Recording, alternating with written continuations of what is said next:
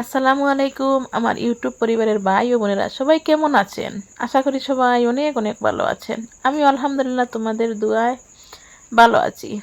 বরাবরের মতো আমি প্রতিদিন ভিডিও দিতে পারি না, আজ অনেক দিন হয়ে গেছে আমি কোনো ভিডিও দিতে পারিনি, ভিডিও দেইনি অনেক দিন, 7-8 মাস হয়ে গেছে আমি কোনো ভিডিও দিতে পারিনি। তোমাদের মনে অনেক প্রশ্ন, আমি কেন ভিডিও দিচ্ছি না, আমি কোথায় হারিয়ে গেলাম, আমি কেন দিচ্ছি না। তোমরা আমার অনেক শুভাকাঙ্ক্ষী বন্ধুরা আছো, আমাকে ফোন করে জিজ্ঞেস করেছো, মেসেঞ্জারে এসে আমাকে নক দিয়েছো কেন আমি ভিডিও দিচ্ছি না, আমি ভিডিও দিচ্ছি না কেন। আজ সব প্রশ্নের উত্তর আমি তোমাদের কাছে দেব। তোমরা তো জানো আমি সিলেটে থাকতাম, সিলেটে অনেক দীর্ঘ 16টা বছর আমি সিলেটে ছিলাম। থাকার পর সিলেট থেকে আমি হঠাৎ সিদ্ধান্ত নিয়ে আমি ডিসেম্বর মাসে আমি বাড়ি চলে আসি, আমার শ্বশুর বাড়ি, গ্রামের বাড়িতে। অনেকেই তো জানো আমার গ্রামের বাড়ি কোথায়। আমার গ্রামের বাড়ি হচ্ছে সিরাজগঞ্জ, উত্তরবঙ্গে। আমি সেখানে চলে আসছি। আর আসার পর সেখান থেকে আমি শারীরিকভাবে এবং মানসিকভাবে আমি অনেকটা অসুস্থ হয়ে গেছিলাম। শারীরিক অনেকটা অসুস্থ, অনেক দিন ছিলাম, এখনো আমি অসুস্থ আছি, আমি সুস্থ হতে পারিনি কেন জানি না। আমি বাড়ি আসার পর থেকে আমি সুস্থ হতে পারছি না। আর সবচেয়ে বেশি হচ্ছে কি, আমি মানসিকভাবে খুব অসুস্থ হয়ে গেছিলাম। কারণ ওই জায়গায় তোমরা তো জানোই, যারা আমার সাথে ইউটিউবে ছিলে, আমার বাপের বাড়ি ওই জায়গায়, বাবার বাড়ি ওই জায়গায় ছিল, সেখান থেকে হুট করে চলে এসেছি। আসার পর এখন দীর্ঘ 6-7 মাস হয়ে গেছে আমি বাবার বাড়ি যেতে পারিনি।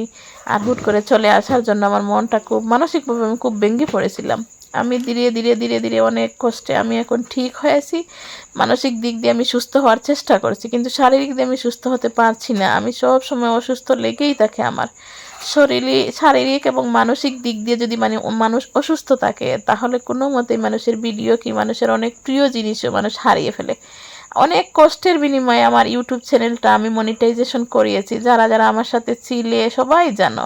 কিন্তু আমার অনেক শুভাকাঙ্ক্ষী বন্ধুরা, আপুরা অনেকে আমার সাথে যোগাযোগ করার চেষ্টা করেছো যে আপু কেন তুমি ভিডিও দিচ্ছ না, কেন হারিয়ে গিয়েছো। সত্যি তাই, অনেক দুঃখজনক লাগে। এত কষ্টের বিনিময়ে আমি আমার চ্যানেল মনিটাইজ করিয়েছি, কিন্তু আমি এখন ভিডিও দিচ্ছি না। তো এখন থেকে আমি চেষ্টা করব প্রতিদিন ভিডিও দেওয়ার। কিন্তু ভিডিও আমি যখন শহরে ছিলাম, শহরের ভিডিও দিয়েছি, গ্রামে অনেক কিছু। কিন্তু এখন আমি গ্রামে এসেছি, আমি গ্রামের ভিডিও দেব সব সময়, গ্রামে আমি সব সময় থাকি। আমার এখন থেকে চেষ্টা করব প্রত্যেক দিন গ্রামের দৃশ্য তোমাদের কাছে তুলে ধরার। আমি বাড়ি আসার পর এখনো যে যে কাজগুলো করিয়েছি আমি তোমাদেরকে দেখাচ্ছি। আমি এখনো বিল্ডিং বাড়ি দিতে পারিনি, এখনো আমার বাড়িটা এভাবে টিন শেডের বাড়ি রয়ে গেছে। কিন্তু আমার বাড়ি আছে, জমি আছে, সব কিছু আছে, কিন্তু আমি এখনো বাড়ি তৈরি করতে পারিনি, বিল্ডিং বাড়ি তৈরি করতে পারিনি গ্রামে আসার পর। কিন্তু আমি অনেক গাছপালা, গাছ, অনেক সবজির গাছ লাগিয়ে আমি সবজি কিনে খাই না।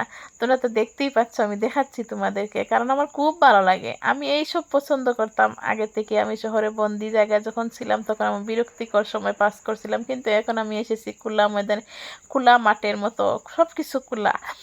আর হাওয়া বাতাস, এমনকি অনেক গাছ লাগিয়ে খাওয়া যাচ্ছে, কি সুন্দর। আমি কুমড়া গাছ লাগিয়েছি, চাল কুমড়া গাছ। এখানে নিচে আমি আবার লাউ গাছের ছাড়াও দিয়েছি, যাতে কুমড়া গাছ শেষ হওয়ার পর আমি যাতে লাউ গাছ তুলতে পারি। একটা একটা করে প্রতিটা গাছে আমি অনেক গাছ লাগিয়েছি। আমি তোমাদেরকে ধীরে ধীরে একটা করে ভিডিওতে দেখাও। এই যে এখানে দেখতে পাচ্ছ আমার লাউ গাছ কত বড় হয়ে গেছে। এইসব আমার সবজি কিনে খাওয়া লাগবে না, ওগুলো থেকে হয়ে যাবে। তো তোমাদের কাছে বলছি, আমি এখন প্রত্যেক দিন ভিডিও দেওয়ার, প্রত্যেক দিন না, একদিন পর পর ভিডিও দিয়েছিলাম আগে, এখনও চেষ্টা করবো একদিন পর পর ভিডিও দেওয়ার। তো তোমরা আমার ভিডিওটা যদি দেখো ভালো লাগে, তো আমার চ্যানেলটা সাবস্ক্রাইব করে আমার পাশে থেকেও, আমি তোমাদের পাশে থাকার চেষ্টা করব। অনেকদিন আমি ভিডিও দিতে পারিনি, তোমাদেরকে বললাম। আর এগুলো হচ্ছে রাজহাঁস আমার, দেখো কি সুন্দর রাজহাঁসগুলো। আমার রাজহাঁস ছয়টাও, কিন্তু এখানে 5টা দেখাচ্ছে, একটা একটা ক্যামেরায় আসে না, একটু আড়ালে রয়েছে। তো সবাই তোমরা ভালো থাকবে, সুস্থ থাকবে। আল্লাহ হাফেজ, আসসালামু আলাইকুম।